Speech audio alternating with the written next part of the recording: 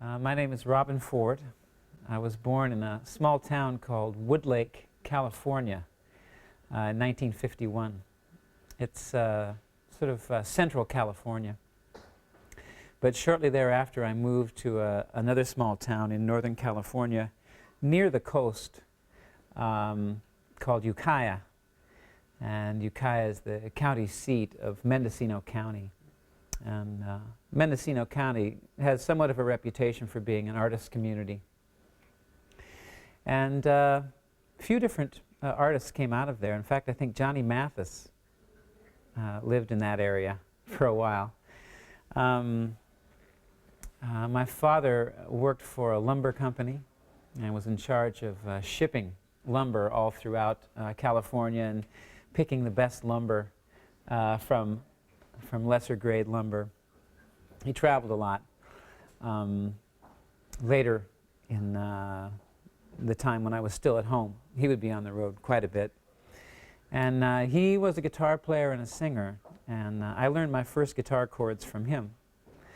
And he used to perform live over the radio in Idaho. The state was Idaho, even though my father is from Illinois. So I learned a little bit from him.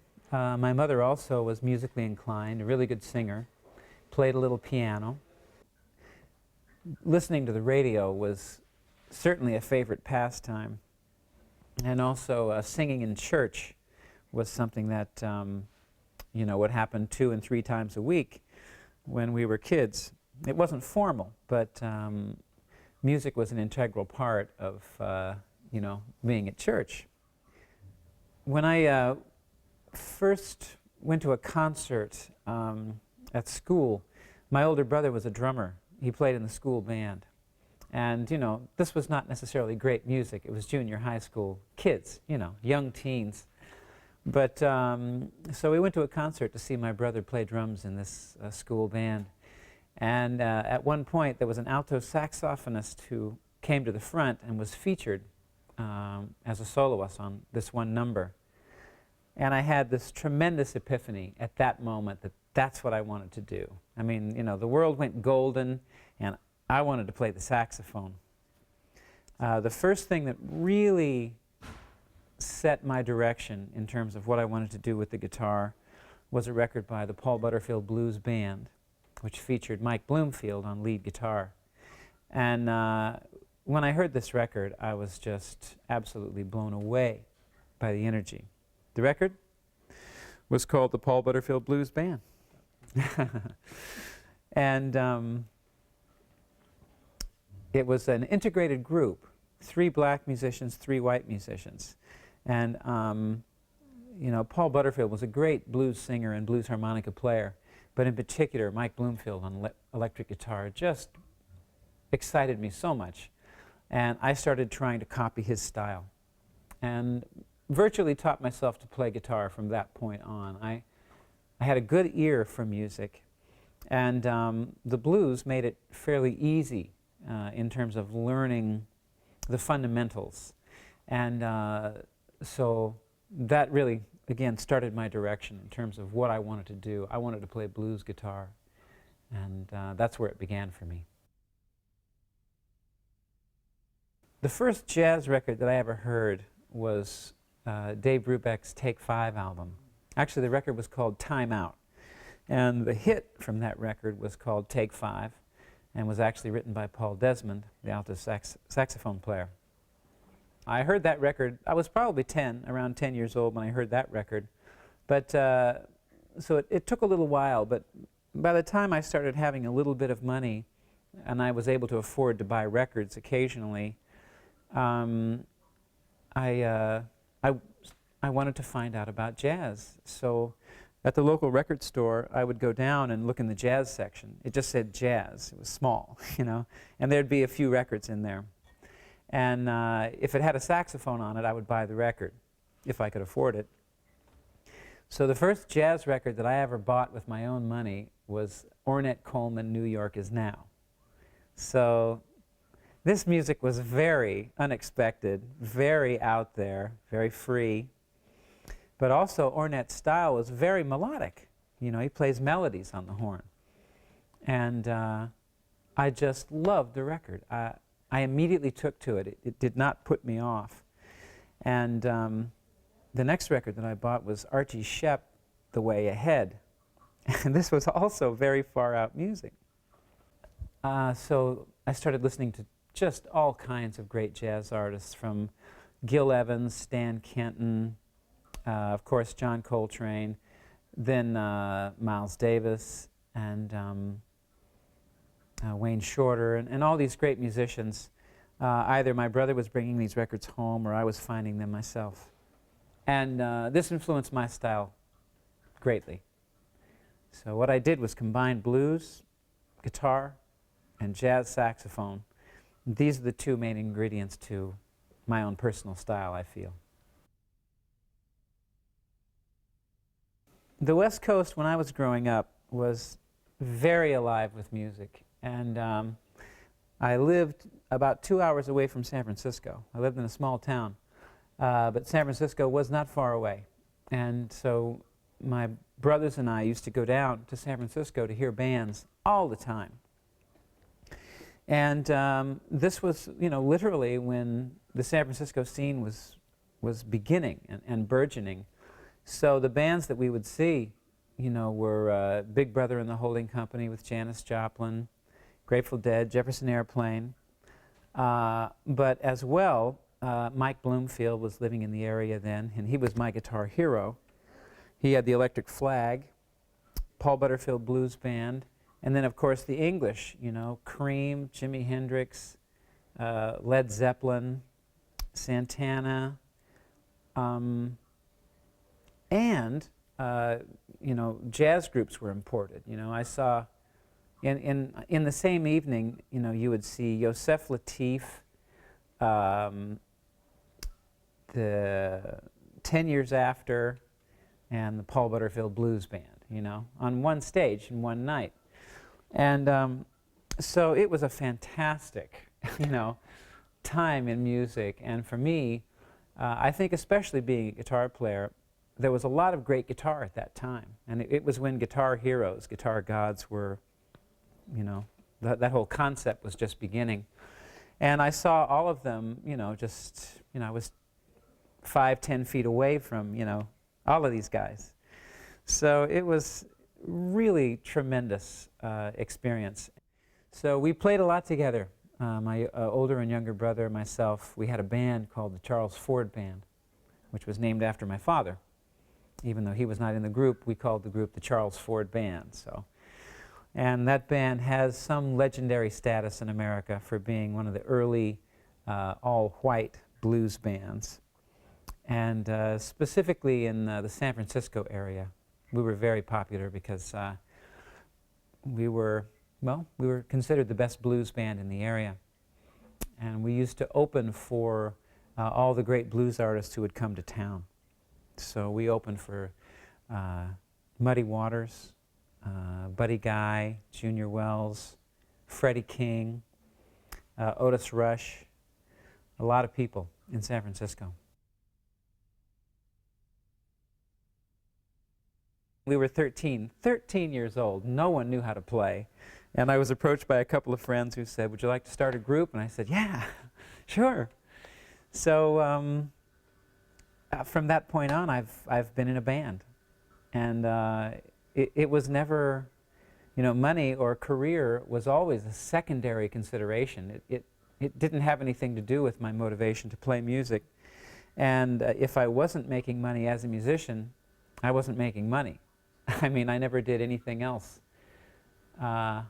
for money in my life. I never had another occupation. I left home when I was, I think 17. I might have been 18. And joined up with my older brother, again, Patrick Ford, the drummer. And we started a group together in the Bay Area, around San Francisco. And basically, we had no money. We were staying at friends' houses. Eventually, after we got our group together, we got a house together with the band.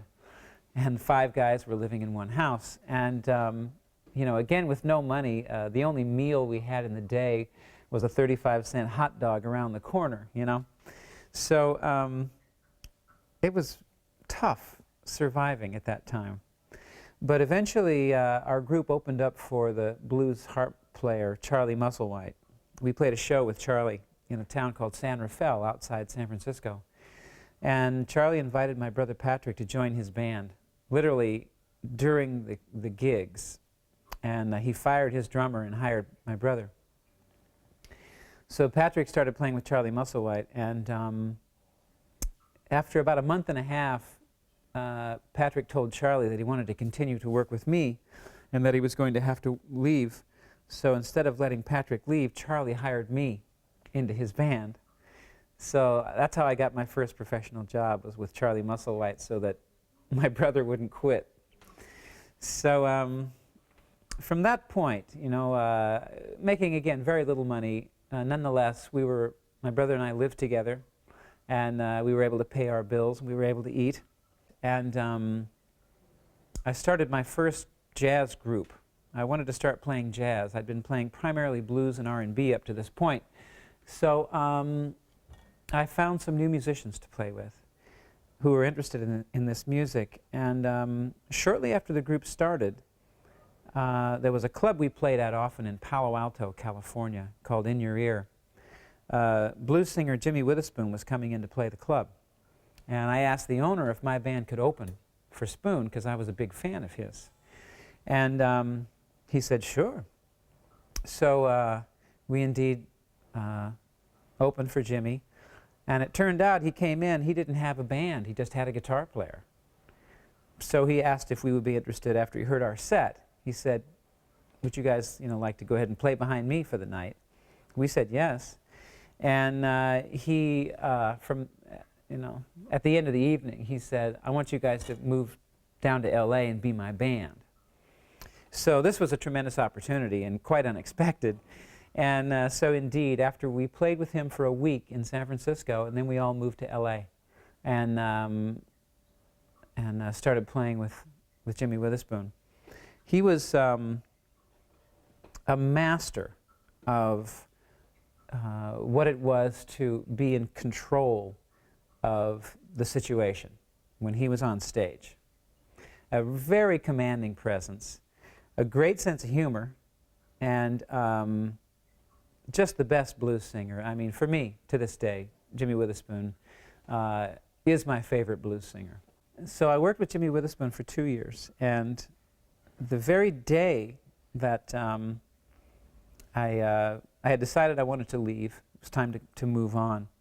And the very day I went to the offices to wait for Jimmy to come in.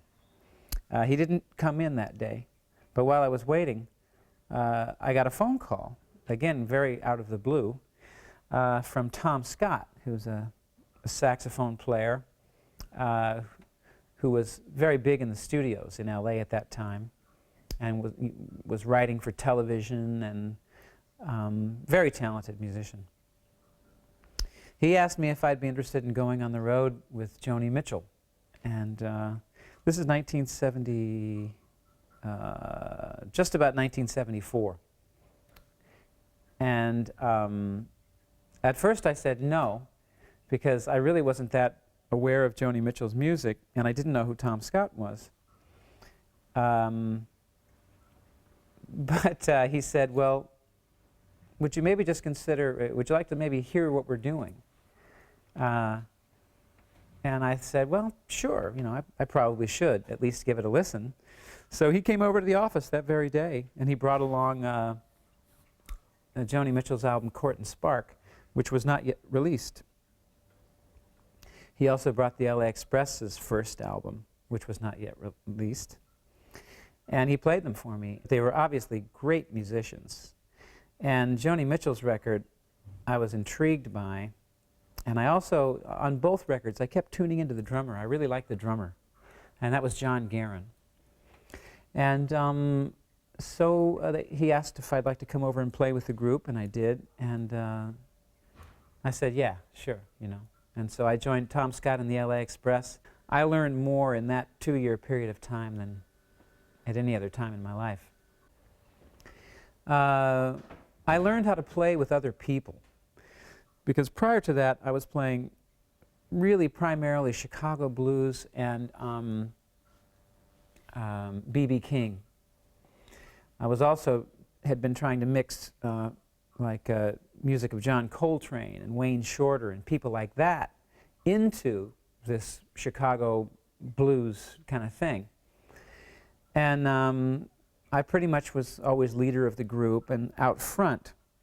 So this really was the first time that I was in a band where I was really having to learn, listen to what everybody else was doing. And so I learned, or started learning, I should say, at that time, how to fit in and blend with other instruments, and maybe, you know, when to play, when not to play, in terms of a support artist. And I mean, I was working with the best in the business at that time for exactly that. I mean, Tom Scott and those guys, they were the first call studio musicians in LA. They were playing on everybody's records.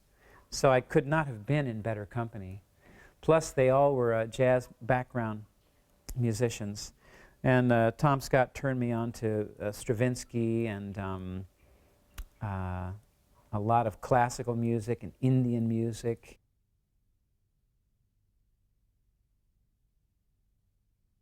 George Harrison came to a concert that I did with Joni Mitchell in London in 1974.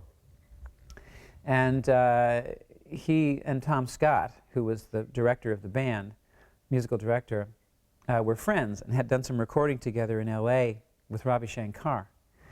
So George invited the band all to come out to his house, which is in Henley-on-Thames outside London. And so the next day, we went out to his very large home. It used to be, I think, a nunnery. It looks like a castle. And there's beautiful grounds all over the place, beautiful green rolling hills. An amazing place. And we spent the day out there and then the night recording with George. He had a studio in his home. And after we went back to the States, we got a call from George, and he asked if Tom had already been talking with George and was going to do the George Harrison's tour. And George asked if I would be interested in doing the tour as well.